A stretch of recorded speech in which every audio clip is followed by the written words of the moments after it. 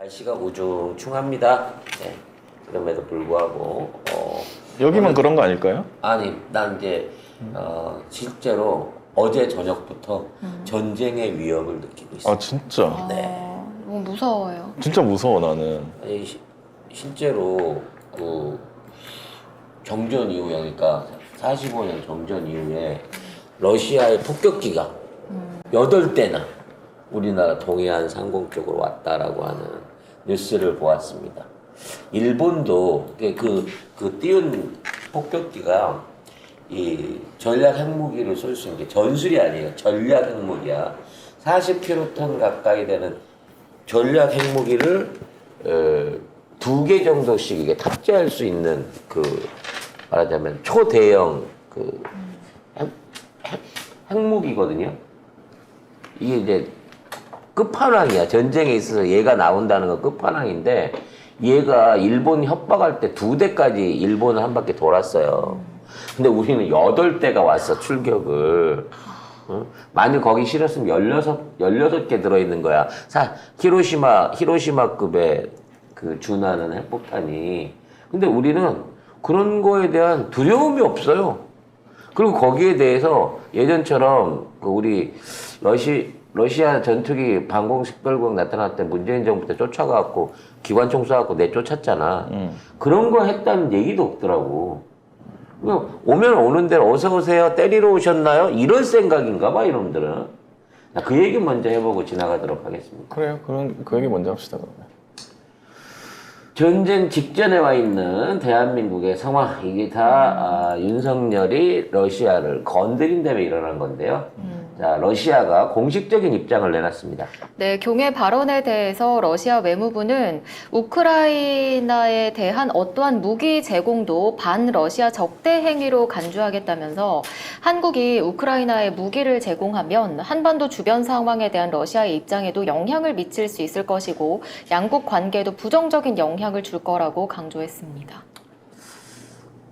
우리가 러시아하고 그동안 우호국으로서 이러한 경고나 여기 위기 상황을 초래해본 적이 없거든요. 러시아가 함부로 다른 나라한테 이걸 그냥 빈말로 한 나라가 아니에요. 러시아는. 말하면 때려요. 이건 진짜예요. 네. 이거는.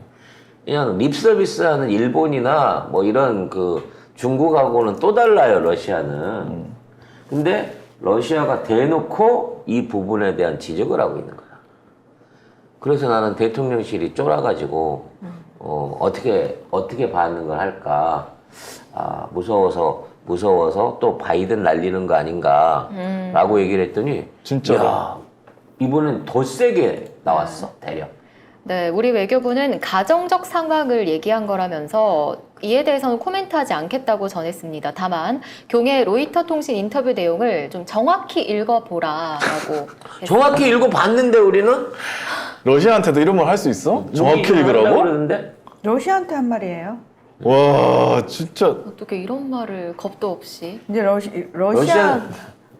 러시아가 많은 사람들이 우리가 흔히 이제 외교적 언사라는 표현을 쓰잖아요. 맞아요. 그거는 민주국가들 사이에 쓰는 표현 방식이고요.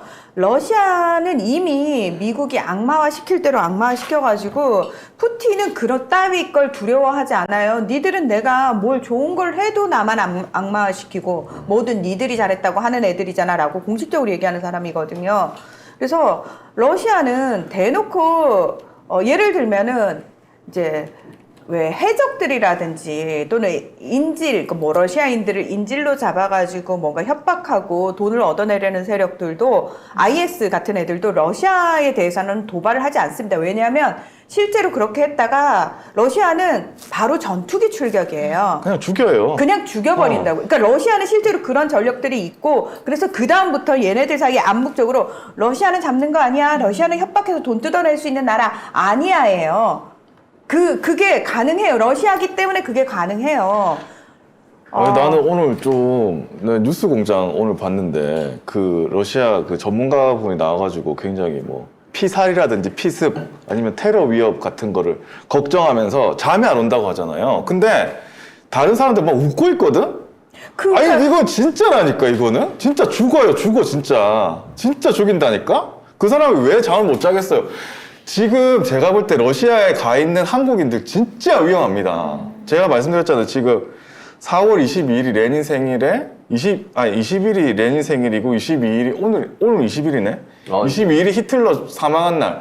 이거 끼어 있는 주는 유색인종, 그러니까 백인이 아닌 인종들은 러시아에서 밖에 나다니면 안 되는 기간이에요. 근데 이거를 어제 얘기했다? 그리고 러시아를 향해서 대통령실이 똑바로 봐라 이거를 했다? 나는 진짜 러시아에 지금 있는 분 계시면 진짜 조심하라고 말씀드리고 밖에 나가지 말라고 진짜로 나가지 말라고 말씀드리고 싶고, 만약에 관련 공무원이 있다면 누가 주는 거 먹지 말라고 하고, 진짜로 진짜 죽어 진짜. 근데 이게 많은 사람들이 푸틴이 빡돌아서 푸틴이 명령을 내린 데서만 일어날 거라 생각하는데 그게 아니라 러시아인들은 대다수가 푸틴은 우리 아버지야. 그러니까 러시아인들의 사고방식이 러시아라는 나라는 우리 가정이고 이 가정 안에 아버지는 푸틴이야. 근데 러시아도 되게 가부장적이란 말이에요. 아버지가 명령하는 건 들어야 돼. 근데 푸틴이 대놓고 지금 이 한국에 대해서 적대적인 표현을 했잖아요. 뭐 푸틴이 대놓고 하는 건 아니지만 뭐 대통령실이라든지 총리 뭐 메드베데프라든지 이게 지금 러시아 전체 언론에서 매일같이 꽝꽝 때려대고 있을 거예요. 그렇죠.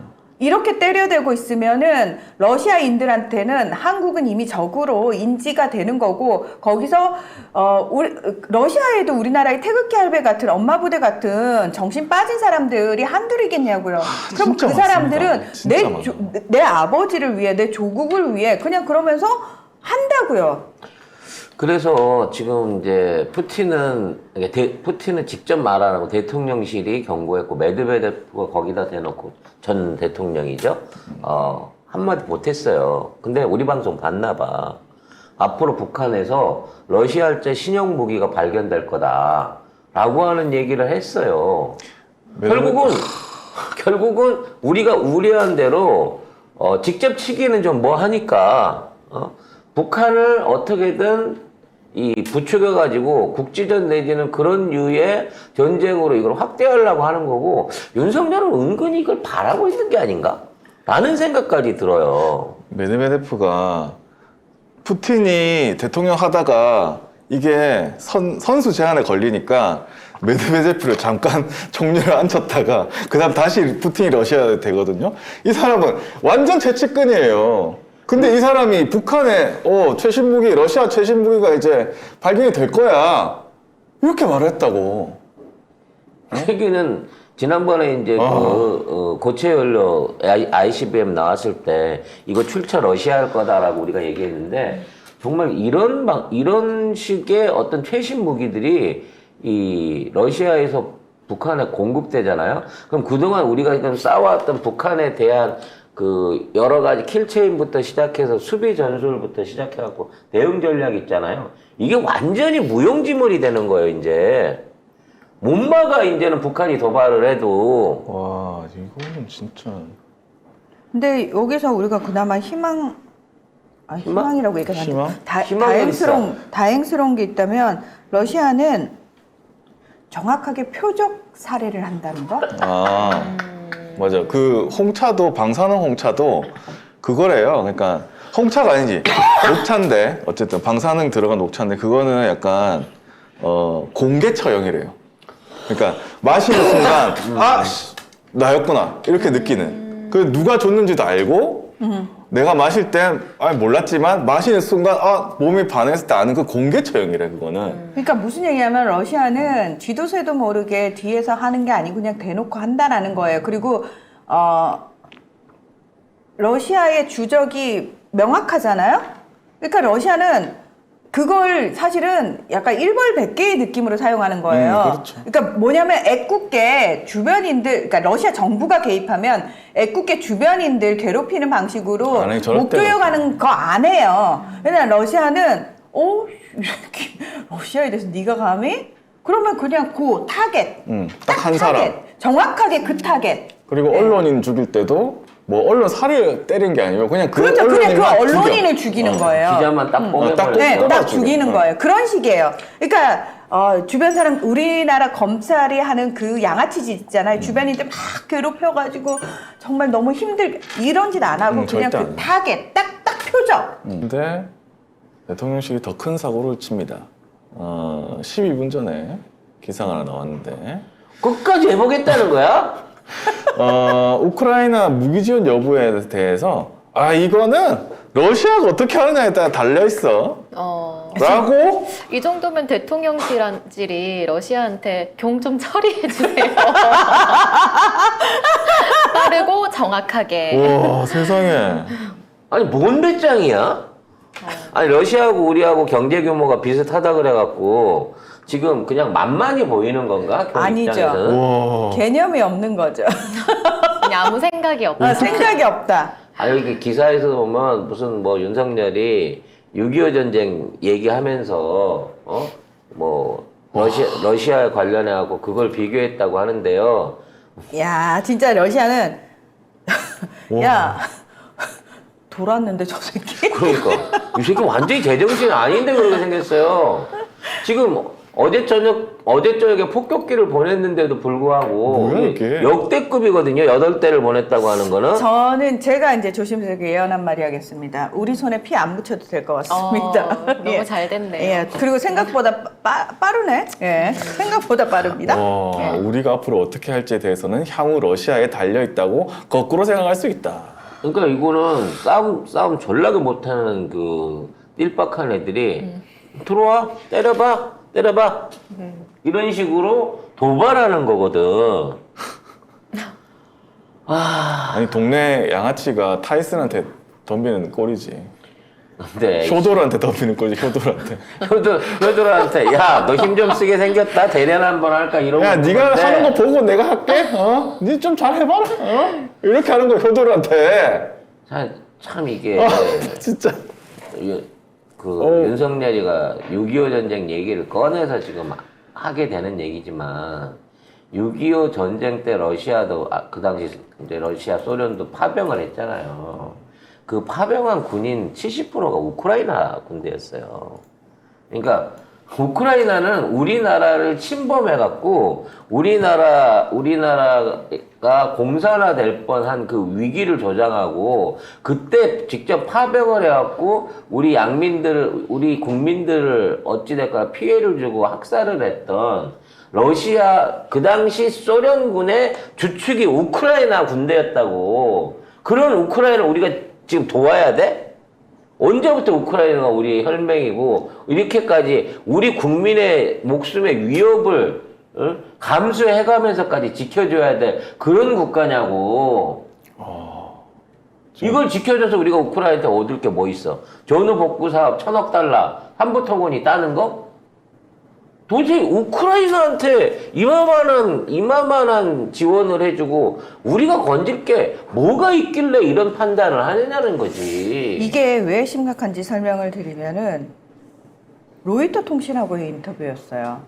그러니까 전 세계적인 언론사하고 인터뷰를 하면서 이 얘기를 했다라는 거는 이게 진짜 군사력만으로 하는 게 전쟁이 아니잖아요. 말 그대로 러시아에 선전포고를 한 건데 이 많은 이야기를 러시아 사람들이 봤을 거예요. 자, 그런데 만약에 한국을 제대로 죽여놓지 못한다? 그러면 푸틴 힘 빠졌는데? 라고 러시아인들이 생각하기 딱 좋아요. 왜냐하면 당연하지. 서방 언론들이 계속해서 러시아가 우크라이나에서 밀리고 있다. 심지어 뭐 와그너 수장도 러시아한테 푸틴한테 우리 종전해야 된다라는 이 기사가 계속 도배가 되고 있어요. 그러니까 그런 상황에서 푸틴이 제대로 보복하지 않는다? 대응하지 않는다? 이거는 사실 푸틴의 권력에도 문제가 생기는 거예요. 자존심 상하는 얘기지. 체면이 깎이면요 정치 못해요. 그렇습니다. 근데 개무시를 당하고 있어. 푸틴이. 그렇지. 푸틴이. 윤석열한테. 와 진짜 이거. 아니 전 세계 어느 나라 국가 수반이 아무리 안 입고 와도 러시아 앞에 가갖고 세상에. 푸틴 앞에 가갖고 이런 도발적인 짓거리들을 합니까? 와. 참 이거 무식하면 용감하다고 해야 되나? 이게 중국이랑 러시아를 이렇게 막 건드는 게 난 이게 일본의 사주라고 봐요. 결과적으로 한미일 군사동맹을 어쩔 수 없이 강화할 수밖에 없을 만큼 북러중 동맹을 강화를 시키는 겁니다, 역으로. 아니 그거 다 핵 있는 나라인데. 그래서 우리도 핵이 필요하다는 거야. 빌려서 쓰는 핵이라도. 이 논리가 그 논리인 거예요, 결과적으로. 그럼 한반도에 핵을 갖다 배치를 했다고 십시다. 이거 우스위치 우리한테 있습니까? 미국 있겠지. 미국이나 일본 놈은 쏠 수 있을지 몰라도 우리는 지금 있는 상황에서 핵을 갖다 놓는다고 해갖고 이게 우리의 자위용으로 쓰여지지도 않아요. 아이고 이 어휴. 댓글이 그러네요. 그 말을 일본한테는 왜 못했니? 그러게. 이 배짱으로 일본한테는 왜 얘기를 못하는 거냐? 어? 이건 뭐 단순하게 너무 외국에 대한 아니 자기 모국에 대한 사랑이 극진해서 한다고 쳐도 이해가 안 될 정도로 무식하고 용감한 거예요. 이렇게 막 나가면 진짜 가만히 안 있을 텐데. 진짜. 아니 아까 러시아 그 장거리 폭격기가 8대 네. 동해 중립수역에서 비행했다고 하는데 이렇게 한들 못 알아듣거든. 나가보지도 않아 심지어. 윤석열을 못 알아들어요. 이렇게 아니 저기 얘기하면. 쭉 들어왔으면 우리나라 영공 아니라 실제로 폭격도 할 수 있는 거 아니에요. 폭격기잖아. 그러면 거기 가서 대응 출격했냐고. 자 그럼 러시아가 이제 북한 측한테 물어보겠죠. 야, 쟤 왜 저래 그러면? 야 폭격기를 보냈는데도 마중도 안 나온다 이 새끼들은. 아유 형님 말도 마세요. 우리가 그래서 몇 개월 전에 우린 작년에 지지쳤어요. 윤석열 그 인간 자체가 싫다. 정책을 논하기도 전에 우리는 인간 자체가 싫기 때문에 말을 안 하겠다. 저희는 아예 손절 쳤습니다. 못 알아들어요 라고 얘기할 겁니다. 지금 핵 잠수함 똥스크도 뭐 왔다 갔다고 그러는데. 이것도 알려줬으니까 우리가 아는 거지. 이게 무슨 이게 예전 같으면요 도대체. 국방부에서 지들이 알아갖고 경계구역 안에 들어왔다 그래서 가서 선제적인 조치하고 기관총 쏴서 내쫓고 이래야 군인인 거야. 만약 얘네들이 우리 영공 안으로 들어왔으면 어떡하려고 그랬어? 모른 척 하는 거지. 어? 모른 척 하는 거지. 그 NSA 그때 가서 여는 거야? NSC. NSC 그때 가갖고 북한이 넘어왔는 러시아가 러시아 넘어왔는데. 비행기가 넘어왔는데 냅둬 기름 떨어지면 가겠지. 뭐 이런 거야 지금? 설마 오겠어? 설마 더 들어오기 하겠어? 들어온들. 아이 갔잖아. 아 이거 이러겠지. 용산 위까지 한번 들어와봐야 정신을 차릴 놈들인가? 그래도 못 차. 아 이거는 죽어야지 정신을 차릴까 말까예요. 이 정권은 그래요. 그러니까 다른 정권이라면 이 정도면 진짜 심각한데? 내가 그럼 죄송합니다. 라고라도 말을 하는 척이라도 해야 되는데 아니 러시아한테 달려있다니까 우리한테 뭐라고 하지 마 이러잖아. 이렇게 이러면 많이 보내봐라. 우리 어. 끄떡도 안 해. 이러면은 진짜 죽어나가는 겁니다. 그러면 점점 도발의 시효를 세게 할 거 아닙니까? 당연하죠. 이제 우리 그 영공이라든지 우리 해안에다가 러시아 또 미사일 쏠 것 같아요 이제. 초음속 순항 미사일 이런 거 쏠 것 같아. 우리 이런 기술이 있다고. 세상에. 어쩌다가 이렇게 갑자기 전쟁하는 나라로 바뀌었지? 그러니까 이제 이것 때문에 이제 국민들의 공포심이 올라오고 여기에 대한 위기 상황이 고조되고 그러면 이 핑계 갖고 이걸 정치적으로 이용해 먹으려고 하나? 라는 생각도 해보게 되는데 우리가 중국이나 북한이나 일본이랑 싸우자 그러면 솔직히 좀 해볼 만은 해요. 어찌 됐거나 우리도 그동안 갈고 닦은 힘이 있으니까 뭐 전면전은 아니더라도 국지전을 벌린다고 치면 한반도는 지켜낼 수 있다라는 자부심을 갖고 있지. 아니 전쟁을 하면 안 돼요 일단. 아니, 당연히 하면 안 되는데 왜 해? 저쪽이 만일에 도발을 한다 그러면 충분히 지켜낼 수 있다 이런 자신감 갖는 건 좋단 말이야. 근데 러시아는 세계 2위의 군사대국이야. 미국도 함부로 못하는 나라야. 야 이거는 인구가 1억 조금 넘고 경제 수준이 우리나라 수준이라 그래갖고 같은 급으로 보면 안 돼 러시아는. 이거는 내가 볼 때 윤석열을 바로 죽이기는 힘들 것 같고 그 향후 러시아에 달려있다 요거 말한 사람 찾아내가지고 아마 사실 이게 우리가 뭐 답답하니까 하는 말이지만 진짜 러시아가 모종의 조치를 취해서 우리나라 정치인이나 행정가나 또 그 모종의 VIP 원투 중에 누군가가 뭐 직접적 위해를 입고 이거 한다? 이건 사실은 준전시 상황이 돼버리는 거예요. 그렇게 되면. 그럼 그렇게 됐다 그래서 아무리 꼴배기 싫다고는 하지만 우리가 뽑아놓은 우리 통수권자가 외국의 어떤 조치에 갖고 무슨 일이 일어난다 그러면 그렇게 되겠어요? 그럼 결국 아베 꼴 나는 거예요. 처음 맞기 전까지는 공식적으로 떵떵거리는 미사일 거죠. 쏴가지고 영산에다 폭격했냐고 러시아가. 내부적으로 깔려있는 휴민트들 동원해갖고 정말 어설픈 이상한 사고들 저지르겠지. 그럼 러시아가 했다는 증명도 못해요. 결국에 나중에 그렇게 되면. 그럼 이제 더더욱 돌아다니질 말아야지. 아니 근데 진짜로 근데 안 돌아다녀서 그나마 좀 안심을 하고 있는데 이런 주둥이를 털고 다닐 줄은 생각도 못했어요 이거. 진짜 진짜 45년 종전 이후에 최고의 안보 위기를 윤석열의 주둥이가 불러왔다라는 위기 상황을 우리가 인식을 해야 될 것 같습니다. 난 진짜 화물선 너무 걱정되는데 포탄 싣고 어디론가 정박해 있거나 가고 있을 그 배. 난 외국에 있는 러시아에 있는 한국인들. 한국 기업들이 또 얼마나 많아. 러시아에 진출해 있는 한국 기업들. 러시아에서 전부 다 막 자동차, 가전제품, 뭐 식품 이런 데서 엄청 막 많이 50%, 팔는데. 60% 점유율 차지하고 있으면서 우리 10대 교역국 중에 하나예요, 러시아가. 그거 다 날아가게 생겼어, 자칫하면. 그거 날아가는 건 뭐 당연한 걸 것 같고 목숨이 위험할 것 같아요. 내가 진짜로. 거기에 러시아 이렇게 까놓고 중국까지 지금 같이 여기 참전해갖고 경제 제재나 아니면 불매 운동이나 뭐 이거 나오게 되면 솔직히 국제사회에서 우리 금방 고립돼요. 지금 중국과 러시아의 영향력이 산유국들이나 자원 보유국들한테 전부 다 퍼져 있는데 러시아, 중국이 사주하고 이제 한국에 기름 팔지 마 그러면 어떡할 거야? 우리 석 달이면 경제 무너지는 거예요.